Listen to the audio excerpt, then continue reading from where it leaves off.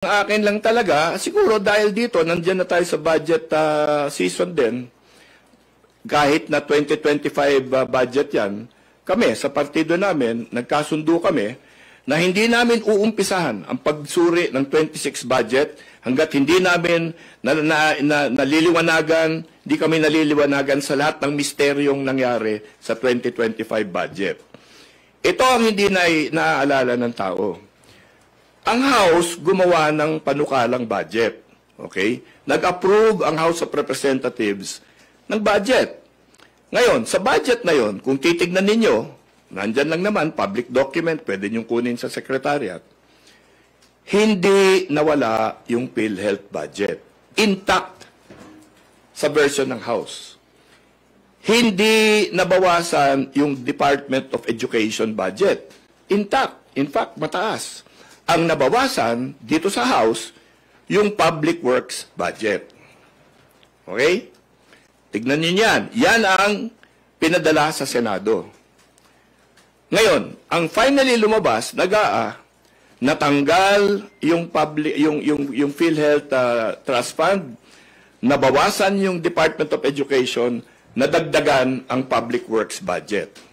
Ngayon, gusto namin malaman, sinong nagpalit nun? Paano nangyari yun? Sino talaga ang nagtanggal? Paano natanggal yung PhilHealth budget? Kasi alam ko hindi dito sa House of Representatives yun. Dahil ang pinadala namin sa kanila, buo pa yun. Sino yung bumawas sa Department of Education budget, sa DepEd? Kasi pag alis dito sa House nun, kompleto pa yun, mataas pa yun. Kami yung nagbawas ng DPWH budget, sino ang nagdagdag ngayon yan? Alam ko, hindi nadagdag yan dito dahil pagdating dun sa Senado, bawas yun. Okay?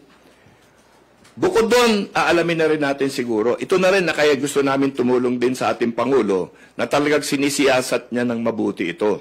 At gusto rin natin lahat malaman ito.